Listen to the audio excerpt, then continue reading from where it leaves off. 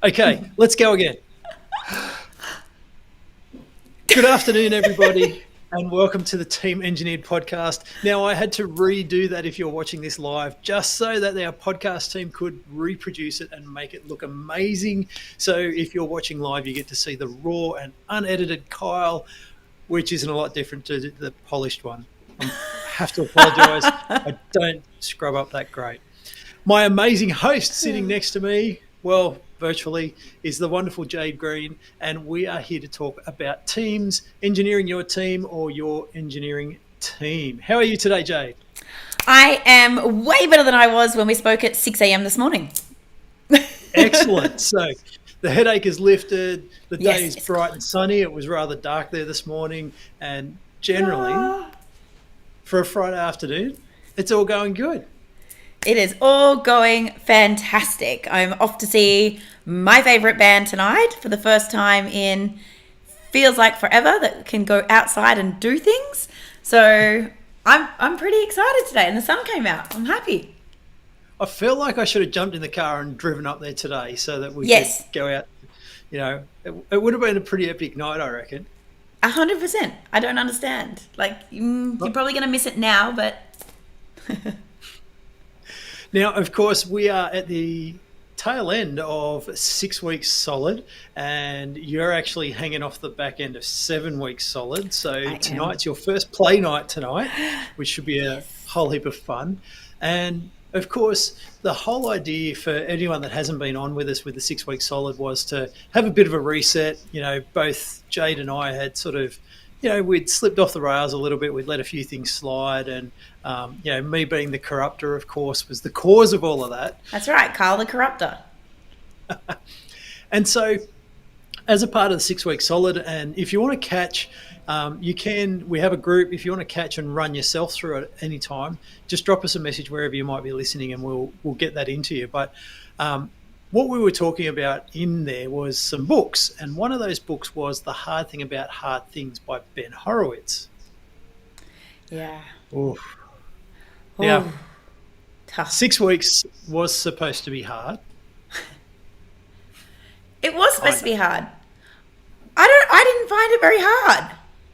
Surprisingly. I have to say I did. I'm feeling better for it. I don't think it was hard.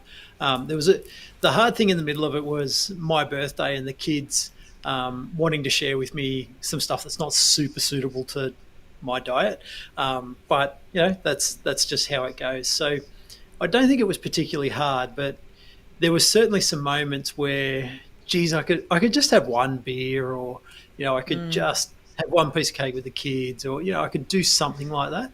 I could just go to bed without doing my yoga, or without getting up or reading at 6 my o'clock and doing pages. it live. Getting up at 5 o'clock so I can do my 6 a.m. live.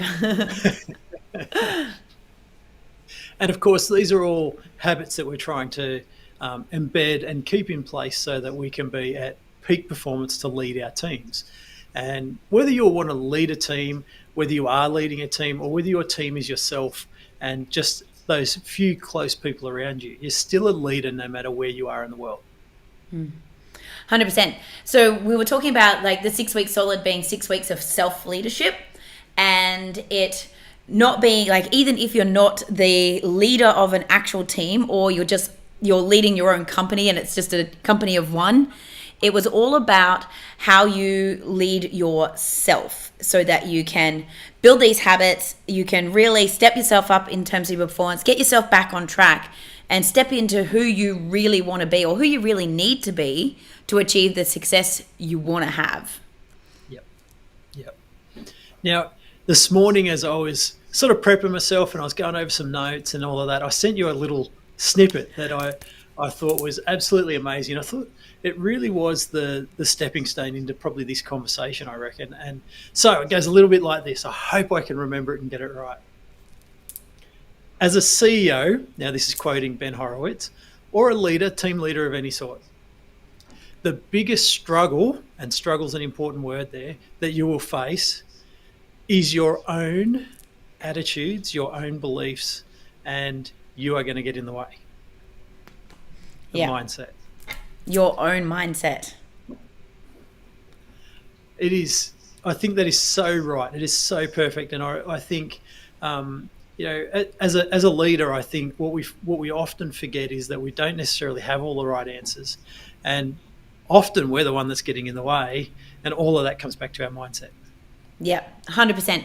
Yeah, Ben was saying at the start of hard thing about hard things is really once we recognize that the biggest obstacle is ourselves, that's where the power is. And that was like really why we were kind of like, we need to do this reset on ourselves. We need to do the self-leadership. We need to help others because we need to have a look at our own mindsets, but our own habits, behaviors, routines, and what the actions are that set us up to be able to have a better attitude, not get caught up. Because when you're not feeling great physically and you're not sleeping properly or you're not eating properly, all of that affects the neuro side of things, the thinking side of things, and can lead to more negative thoughts, or something bad goes wrong and it ends up on a spiral because our energy is already heavy and we're not actually thinking clearly, and we're not able to bring ourselves back online as fast as what we would be able to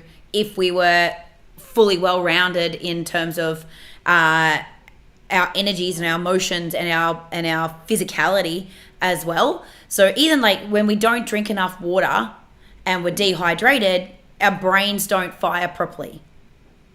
And we end up with a headache. Drink more water. And we want our brains feel like they're going to explode.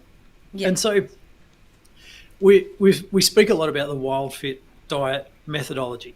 I think that's probably the best way to describe it. Yeah. And the idea of reducing stress and inflammation from diet-based stuff so that we can absorb or handle more stress elsewhere in our life.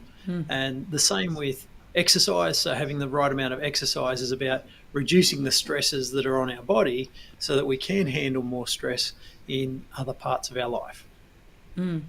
Yeah, and it's about resilience as well, right? So one of the things, it's not in the hard thing about hard things, and we've been talking a bit about Art of Impossible and Stephen Kotler's work over the last 6 weeks, but it is about building the resilience and the grit, and how, like, one of the things I really loved, and for me it kind of overlaid with the premise of hard things about hard things, was like being able to perform at your best when you're at your worst.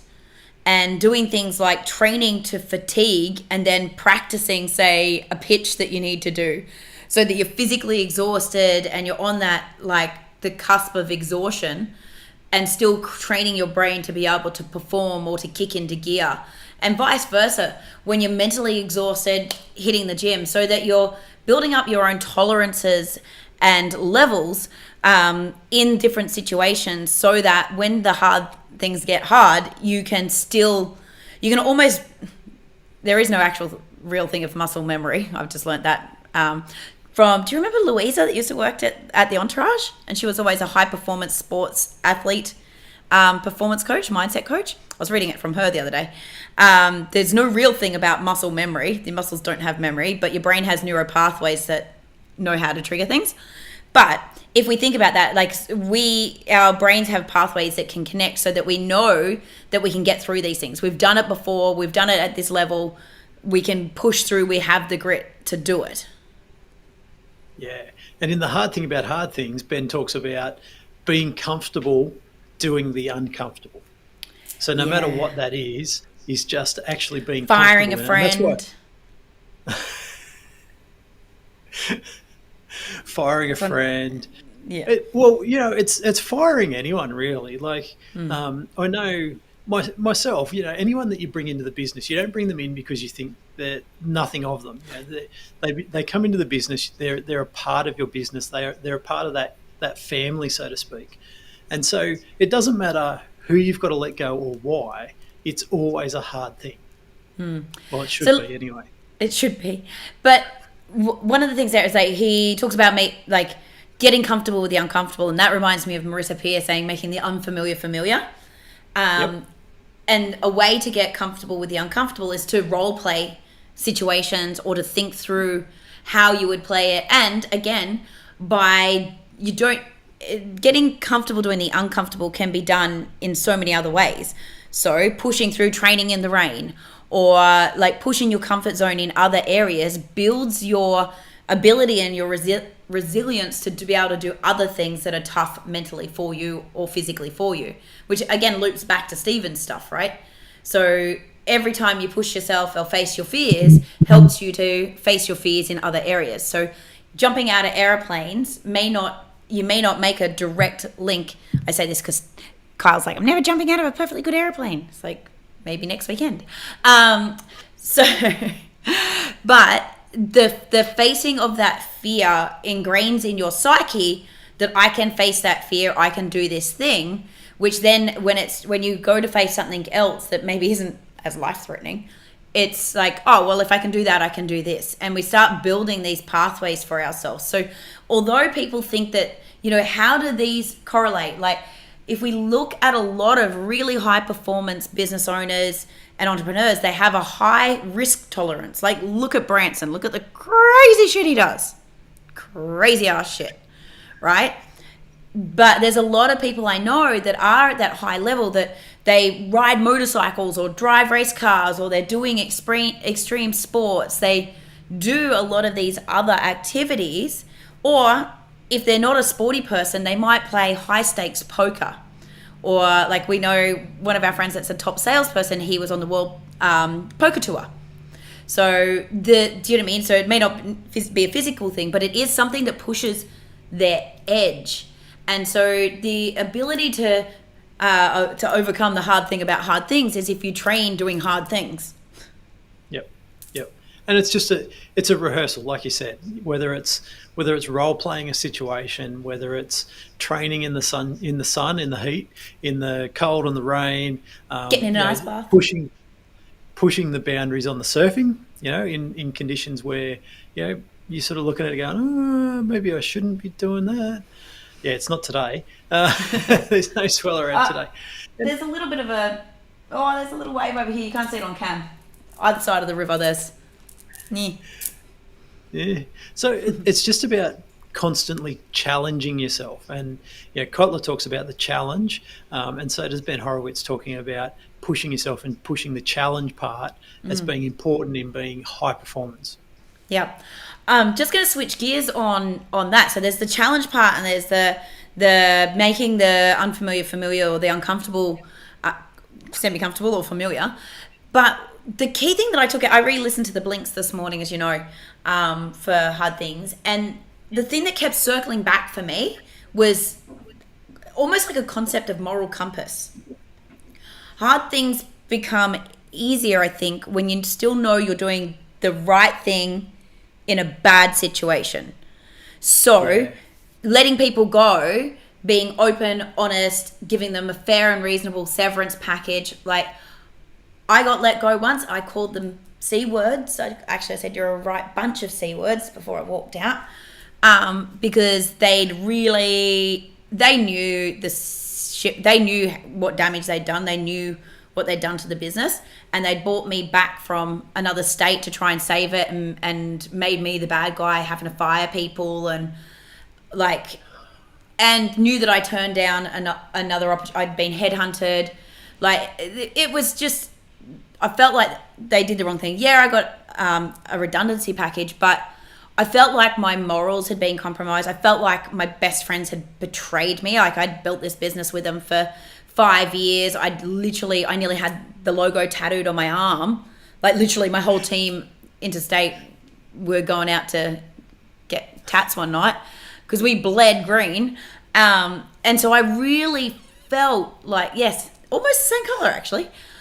Like, really felt like you guys have lied to me and done the wrong thing. Whereas if they'd been honest and said, okay, it's the GFC, we're fucked, we snorted all the money out of the business, we haven't paid any of our bills, no one's got their super for 2 years, and we need you to try and save it.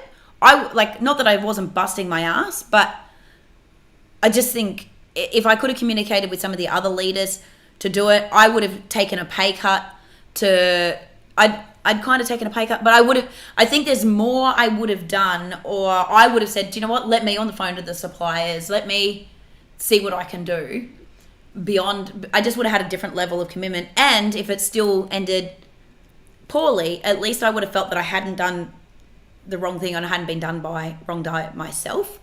And so I think that that's just, it's a really, I think that was the key thing that I took it out of the hard things is like, what's the moral compass? How can you make sure that even when shit sucks, you're open, honest, and transparent, and you're looking at what is the best case scenario in this scenario? How can I communicate openly? Like, if you're having cash flow problems, get on the phone and just tell the people rather than dodging them and skirting them or whatever. Talk to them about it. If you're gonna have to let team members go, talk to them about it, because you never know, they might already have someone tapping them on the shoulder. That was my biggest pissed off. I went to them and said, I'd been headhunted, I've been offered an amazing opportunity, a massive, like a percentage of company and everything. And they're like, no, you're 100% you're in, we're going to be selling shortly. When we sell, you've got X amount of percent of the company. Like, do you know what I mean? It was like, way too many promises and nothing delivered.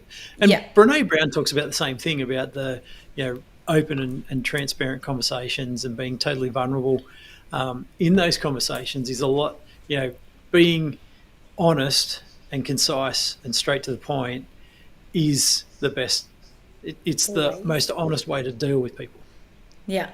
And although it's really hard, it does make the hard thing easier, because if you know deep down that you are lying, cheating, or stealing, then it's gonna, do you know what I mean? You're gonna feel like the karma's gonna bite you on the butt.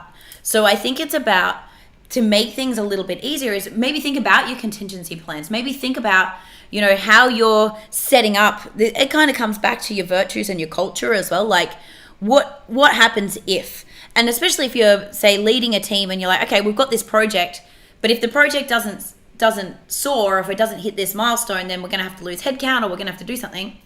Cool. Even communicate that up front.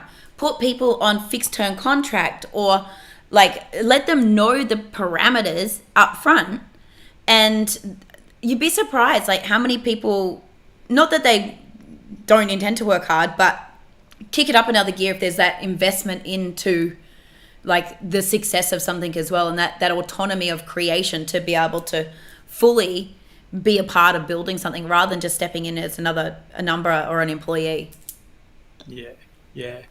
And so with the hard thing about hard things, the step on from all of that was, if you have to let someone go, it's you and the company that's let them down. So whether they're a bad hire, and this applies to your team, to whoever it is, but if they haven't performed, you've let them down. You've either chosen wrong, you haven't supported them, whatever it is. If the business has got to a point where you need to shed headcount, then it's the same story. If you haven't told them up front that that's the risk, then you've let them down by getting to a point where you've had to do that. And I think that's really, really important. And I know my own experience where owning up to that and owning that and letting people know, look, it's a complete stuff up. I've screwed this up. This isn't all on you guys, but I'm sorry, you're on the block. As hard as that is, that's the conversation that you've got to have, because you can go and blame everything else that's going on in the industry. The industry crashed, someone didn't pay, whatever it is. But ultimately, to that person that you've got in your care, you've let them down. Yeah, and that circles us back around to extreme ownership, right? But it's your reputation. So no matter what happens with your business, whether it's taking a nosedive or needs to pivot, your reputation is your reputation, and that's the one thing you need to protect for good, right? Because that's what, and like how many serial entrepreneurs have we seen that have had crash and burn businesses? Like, who they've created something they thought was going to be great, and they've burnt all of the investors' money because they've had a crack or whatever. But when they've done it with integrity and they've managed the expectations and they've shown honesty and they've shown their learnings from it, even the investors that have just lost their dosh will come back through, because they know that person's going to fail forward. They know they're going to learn from the experiences, and they know they're not going to scapegoat anyone or lay the blame where it's not due. And so that's also how you get employees, coming back to you, or that you don't damage your employer brand in the marketplace, because it's really easy for someone to go, oh, it was because my sales manager was shit, and my accountant didn't do that, or my bookkeeper didn't do that, and that person didn't do that, and try and blame everyone else for your failure. Well, guess what? You're the leader. You're the failure. Whoops. And that's one of the hard things, is that as the leader, you have to make hard decisions every day. Now, that doesn't mean, whether you're in a big company, little team, big team, it doesn't matter what that is. As that leader, you constantly have to make hard decisions. And it's just, sometimes you screw that up. You have to be really honest and own all of those things. And I think, as you said before, if you can put hand on heart and say, yep, I'm doing the right thing, I've tried the right things, then those conversations are so much easier. If you're doing the wrong things and you're not being honest, then it should hurt. And not only that, but it should be harder for you. Yeah. So I think that the key thing in that is, like, it can be really hard to wear that and to be honest with yourself. That can be the hard bit sometimes. Like, you don't want to admit you fucked up, but the growth and the ascension for your soul is really in that ability to reflect upon where you were at cause, or what else you could have done, and ensure that you move forward with it, because that allows you to, maybe it hurts right now, but you'll bounce back quicker, because you're able to recognize that and look at the way forward, and to not wallow in it, because you found the lesson and the blessing in the fuck up, right? Yeah, and you've just got to keep going with the learnings, and if you can't accept that you are at cause in some way, then you can't take the learnings. It's just going to wash past. You're never going to get there. Yeah, I think I started by talking about how we've worked on the 6 weeks self-leadership, so 6 weeks solid. And, when you sort of think about all the things that we've just been talking about, this is why it was so important to go back to a bit of a reset, get back on track, because, if the mindset's not right, if the body's not right, we can't do all of those things well, and I think there's probably been a lot of learnings in the last 6 weeks that we probably wouldn't have had without having that break, without having that reset. 100%. Well, just the clarity around things as well, in terms of, I feel like it was just some of it was in a hamster wheel of just like running for the sake of running, and the other side was kind of, there's probably three. So the running, busy, being busy, the complacency of COVID, like, because there was a bit of excuses, and I had a third thing. I've lost it. I squirreled. Complacency, hamster wheel, busy being busy. It's gone. It's gone. So as a leader, and I think no matter what size team you're leading at the moment, I think everyone is feeling the COVID fatigue, which is a real thing. The COVID fatigue is a real thing, and just the constant.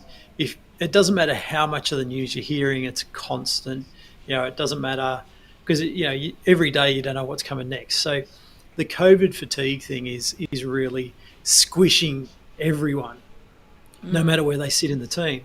And as a leader, it's really easy to just start to let things slide in your own world, in their world, and all of a sudden you've just got this big mess to try and start to clean up. Yeah, that's the COVID complacency, because because we've got the fatigue, we kind of get complacent in terms of, oh well, everyone else, like, everyone's suffering, or we can't do this, or we can't do that, and maybe when the world goes back to normal, and there's kind of like this permission for letting things slide, especially like so many people in terms of their health or wellness or usual habits, behaviors, and routines, because I can't go to the gym, I can't do this, I can't go hang out with my friends. Do you know what I mean? Like we become complacent in our bad habits of kicking around or giving ourselves those permissions. And then when we do that in our personal life, it knocks over to our business life. And then how we show up as a team member, how we show up as a leader, just, oh yeah, we'll get to that. Well, it's no rush because we don't know when we can go back to normal. So deadlines start getting pushed. But then the programming is it's okay to push deadlines. Or it's okay to wait rather than, no, we said we're going to do it, let's just get it done. Yep. And that's where things start to just slide. The culture slides a little bit, deadlines slide a little bit, and all of a sudden things just aren't getting finished. And we went through it with our team this week where there was all these little things that needed like 10 minutes worth of attention. Yeah. And they just weren't getting done. And it's just that, we can come to that, or it's not going to stop us in what we're doing. And there's a lot of that happening, and it's really I totally get it. Like not to criticize the team at all, because they're dealing with all of this COVID fatigue themselves. So, but I think it's really important to try and keep on top of those sorts of things with everyone in the team, and sort of, as much as it seems like you're being difficult with the team, everyone wants to get things done. Everyone wants to get the tick in the box to see things off the list. Yeah. So it's super important to, it's just 15 minutes. No, let's get on it, get it finished, get it off the list. Yeah. I think it's about getting us back in the habit of ticking the things off the list. Because we know people feel great when they do it, and we just got to help them get that mojo back and find that momentum again. And hand on heart, I'll take responsibility for a bit of that, because we changed dashboards and I kind of missed a few of the things that I would normally repeat, because I was trying to find efficiencies and run the meetings faster. We removed some of the stuff, and therefore kind of I dropped the ball on following them up. And then people knew that I wasn't kind of kicking their ass when deadlines weren't done. It actually says in my calendar now, 5 minutes before the meetings, it says, get the fluffy baseball bat. And look, we've got to sort of firstly say, we've got to quantify that the fluffy baseball bat is not intended to be a weapon of mass destruction, and the kick in the ass isn't meant to be a weapon of mass destruction. Our team is actually really, really good, and they get along really, really well, and they're getting shit done. It's just there's all of this noise that sort of, as you say, we've just sort of let things slip a little bit, and it was like there would have been half a dozen things that needed like 15 minutes of time, of attention. That's all they actually needed. And it's all done now that we've sort of brought it back to light and brought it to front of mind. And I think the important part of that is that everyone actually feels better because it's now done. So while that's a conversation that you sort of go, like, do I really need to bring this up? Like, how do I feel yuck about having to do this? But the good thing is that everyone actually wants that. They want to be accountable. They want to see things finished. They actually want to get it off the list. It's just that attention's been drawn elsewhere.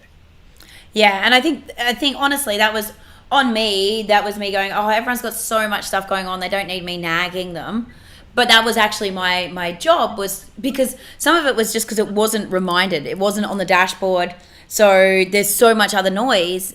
And then maybe there was a little bit of reliance also that people knew that was going to be on there and you could follow it up and it'd be seen, and there was that process there. So I think there's a little bit of a message in there is don't stop doing what's working, like even when like with excuses or with COVID fatigue, like making sure that you need to adjust and you need to work with what's going on, but don't abandon things and give it excuses or give yourself the permissions, because that's kind of the hard thing about hard things. That's having that.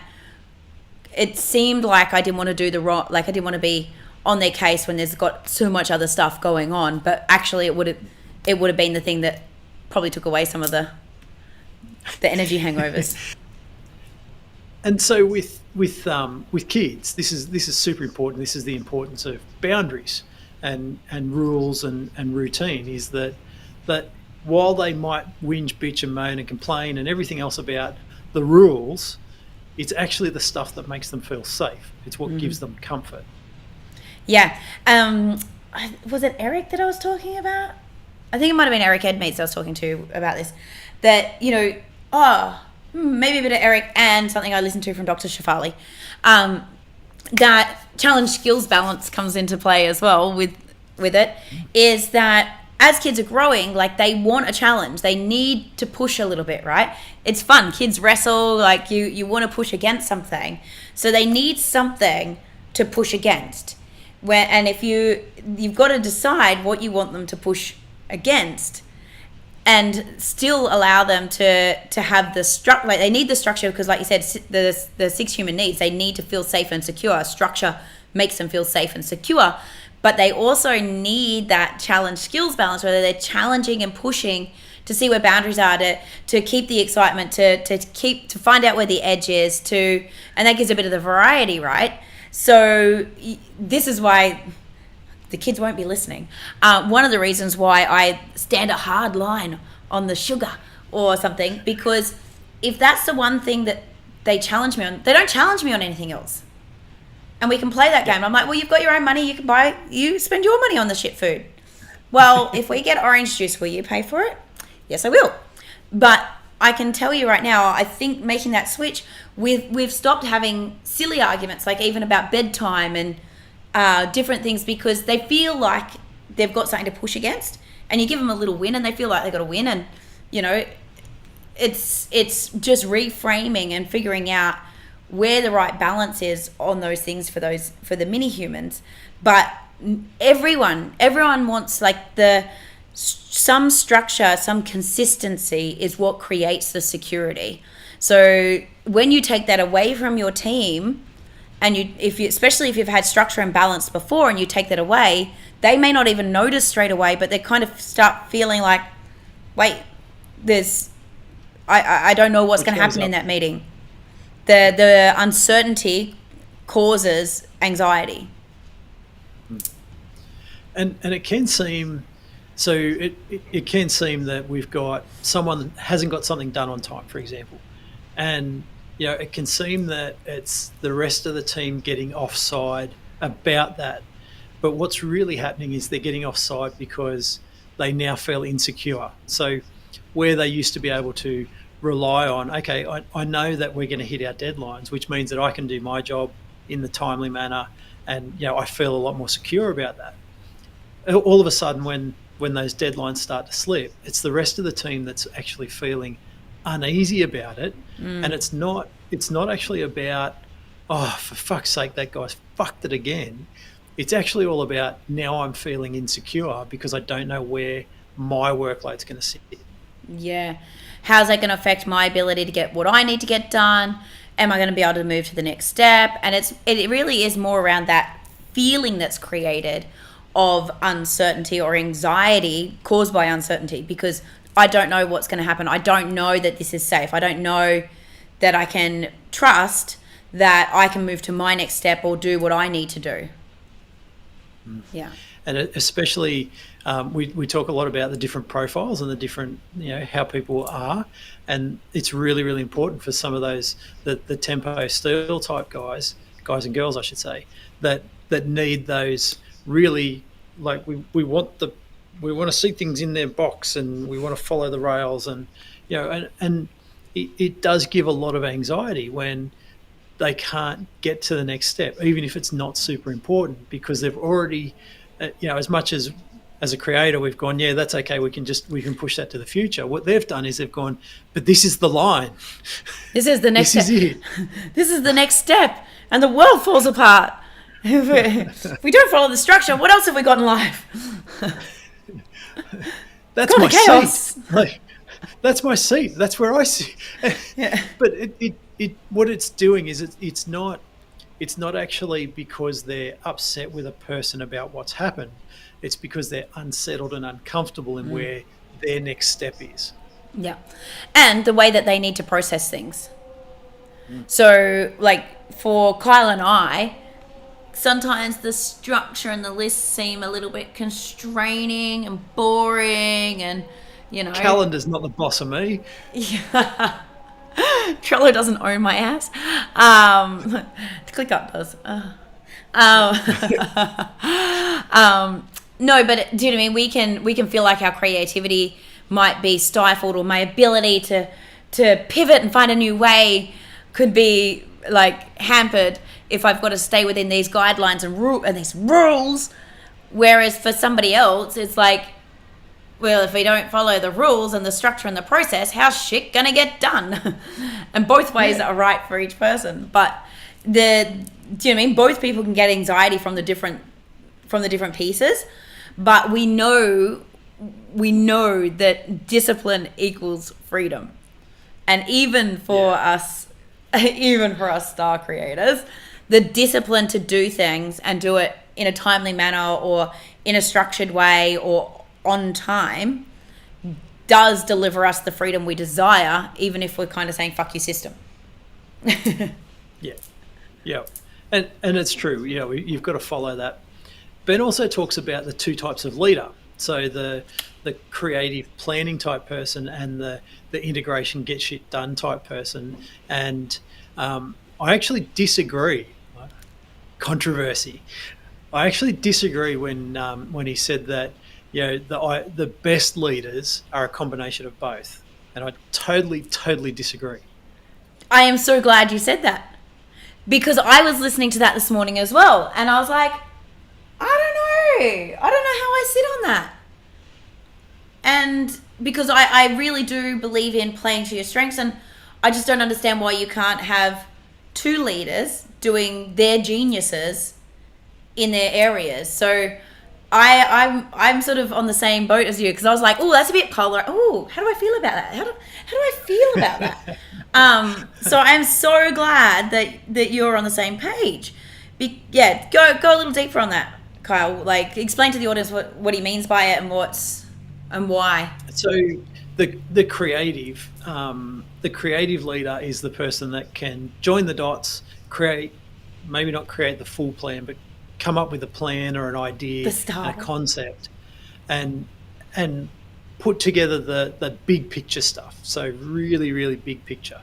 So like a Whereas creator the integrators, the get shit doners, will take that idea and will join every single dot that has to happen. So every single step that's got to happen, they'll plan it out, they'll make it happen, and off they'll go. The bits that I will happily admit that I am horrible at. Yeah. Well, the thing that was contradictory for me is he talks one thing about hiring people for their strengths, not their weaknesses, and kind of goes down the strength finder path, but then turns around and says, as a well-rounded CEO, that you need to be both and you need to work on the weaknesses. I'm like, no, I don't agree with that. If you're a creator, hire an integrator.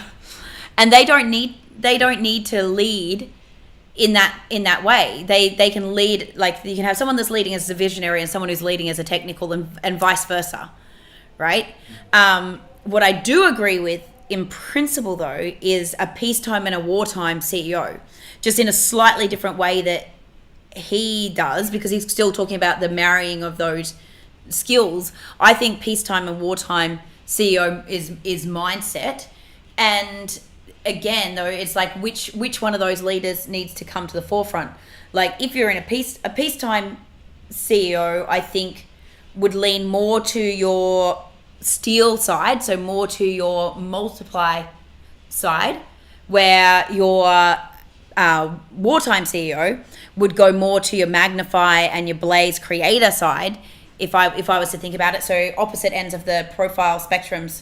So more creator star, supporter maybe, or for wartime, and more a lord accumulator for a peacetime. Because, like, if we think about the winter season for peacetime, right? We've already got all of our stuff in place, and we're just like, we can tweak everything, and we can really just make sure everything's fucking killing it, and we're turning up the dials on what's already working.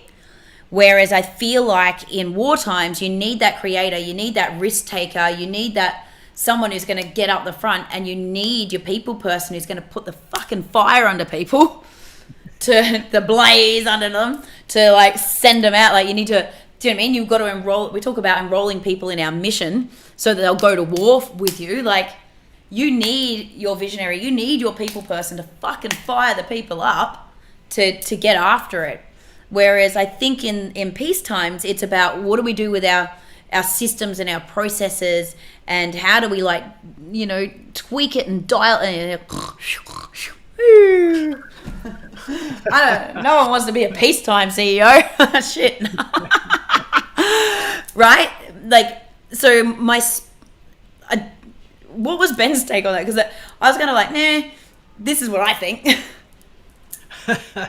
Well, so I was going to say that I think the concept of wartime and peacetime are a bit lost on it, because in a business, let's go to a business, rather than just talking about team level. In a team level, really, you should always be operating peacetime type leadership. You know, you should be getting your team working. They should be chipping away, and really, they shouldn't be seeing any war. They shouldn't be seeing the fight. You might be fighting with everyone else behind you, but but you could be taking the fight to the competitor. You're taking the fight to the industries, like whatever you stand for and stand against. Like, it's getting after it. We've got a mission and we're on a march.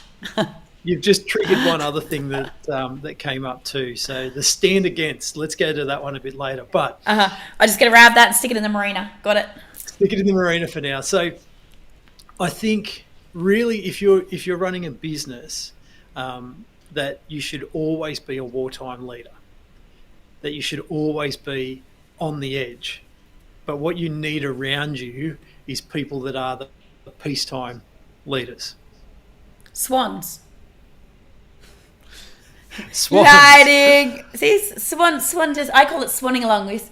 You're just like gliding along your little feet. So the reason that I say as a business owner that you should be the wartime all the time is that you should always, that's your genius. That's the bit that you should be doing, is you should be joining the big dots, the big picture, and whether shit's going south or whether shit's going good, you should always be building those ideas. Now, always concrete. What you 100%. Yeah. But what you super need though is the right team around you to control that. And you know, it's the visionary integrator pairing out of, I should remember the book, but Good to Great? No. Oh shit. So there's a book, everyone, and it talks about the visionary and the integrator. We'll put it in the comments, in the show notes. And I know that for me, I'm a super visionary. I'm off the charts visionary. You know, like, I'm happy to go join all the dots, find all the big ideas. But I would need, and I do need, people that sit beside me that are super integrator, that can take all of those ideas, take all the steps that are needed, and, you know, I guess interpret it for the rest of the team. Interpret it and deploy it. Yeah. Or put it in the marina and park it until it's a viable project. So I kind of, I would totally go as a CEO, as a GM, as a business owner, you should always be a wartime. Yeah, I'm with you. But I don't see why I'm challenging you on why the team can't be wartime. I just think you've got to pick your right battles. So, do you know what I mean? I want to go to war against shitty processes and systems rather than just like, oh yeah, it's going to take our time. You know, I get someone to do the stuff, not me do the stuff. But that pace.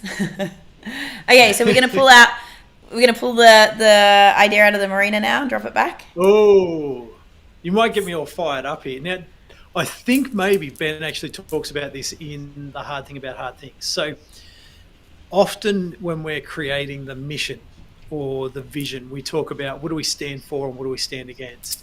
And the stand for is a really powerful, positive message. For me, the stand against is a really negative, and you're taking a negative concept and trying to turn it into a positive. Mm-hmm.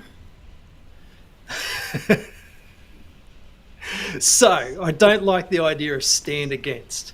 I think, as much as that's a motivator, I think that's a negative motivator and a negative energy to bring into a team. Whereas even if it's a reframe of it, then we bring a positive message in for a stand for. I love it. Do you want to give an example Oh, so on the spot? I hate plastic in the world.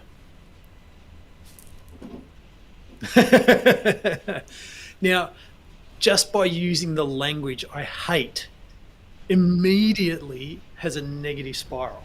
Yeah. Whereas I'm motivated to reduce mine and everyone else's plastic use. I feel so much stronger for I'm on a war against takeaway cups. But we can go, I would like to see everyone with an inspiring keep cup in their hand. No, everyone must have an inspiring keep cup in their hand.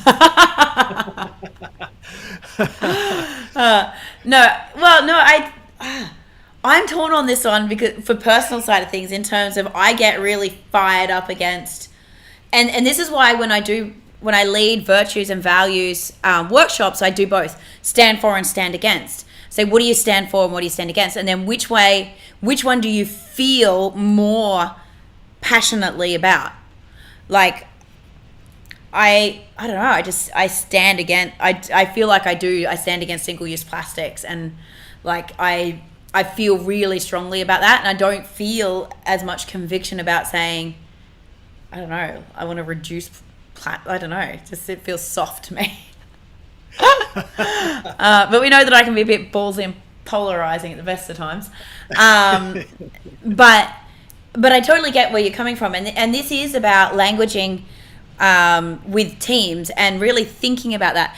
And there isn't no right or wrong. It's just our way is the right way. No, no. But if you look at what Ben was saying, like Apple versus Amazon, right? Apple stands for beautifully designed, expensive. What did they spend? Like what did they say they spent on their office? Like something ridiculous, 500 million or something ridiculous on their offices, right? Amazon made their people have doors with legs nailed to them as desks, because reused doors. Yeah, because they stood for frugality, because they wanted to give the cheapest prices to their customers, so they needed to live that, and they needed it embedded in them. Where Apple was obviously beautifully designed things. You can't work in a shit office with a used door as a desk, right? It just sends the wrong message. Both wildly successful, but it sets a tone for the culture. So it's about going, what is true for you? And then, because Ben really, and I think we should do a podcast specifically on this. I love Ben's second book more. What we do is who we are, which is around the culture side of things, and that really unpacks this. But really thinking about who is the people that you want on your team, what is the values and virtues of them, and what's the because culture is what you do, not what you say, and it's really is in the action. So which way gets the behavior you want, the stand for or stand against. But also you really do have to think about the nuances of languaging though, because is it going to create a negative thought pattern and a hatey sort of whingy like culture, or is there, it really depends on how you position that, but it also depends on the people that you're bringing in. Because if it is a cause that's like, yeah, I'm like picking up a sword and I'm like, I'll die by it for this cause, then often it's a stand against. But if it's, I stand for stopping harpooning of whales rather than just saving the dolphins, there's a different level of, does that make sense? Yep. I really, the concept of having positive messaging in all of that culture stuff, I think, is super important. And as you just touched on there, I think as soon as you start bringing in negative languaging in a concept that you want people to hold front of mind all the time, it's got to have a negative effect on them. Well, where do you stand on the no dickhead policy then? That's funny. That's a positive, I think. That's a positive. So I think what we've just come up with is we're going to have to do the next Ben Horowitz book is What You Do Is Who You Are. Yep. Yes? Did I get that right? Yep. So what you do is who you are. Yep. What you do is who you are. Cool. I did get it right. So that we will put in the marina and we'll park and we'll come back to that one for another day. The hard thing about hard things, we've just experienced 6 weeks of the hard things, and we did that intentionally because it was important to us. It was important that we got reacquainted with the importance of habits, behaviours and routines that support us as a super good, super high performing leader. The final chapter of The Hard Thing About Hard Things, basically Ben says, and I think it might even be the last line in the book, they're hard things because they should be hard things and because they're worth it. Yeah. Anything worth having is worth working for. Mic drop. Absolutely. Mic drop. Hold on, ready? Oh, don't do it, don't do it. It won't. It's like, no. Awesome. So we for the viewers that were watching. Well, sorry, I just wanted to say though that I can see that we have viewers watching and we usually respond to their comments live. We've got the people that get to come on the behind the scenes version and watch this live with us. I'm sorry guys, we had to stream through a different platform today and we couldn't get back to your comments because we couldn't see them live. We will get back to you in very short time. So we are Team Engineered. I am Kyle. Next to me is Jade.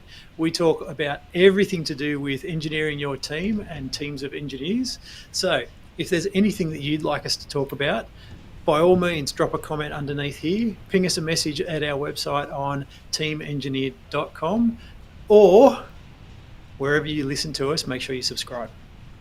Amazing. Thanks, Kyle. As always, guys, make sure you go out and you be intentional in how you're going to lead your teams to greatness. Yeah. Bye, everyone.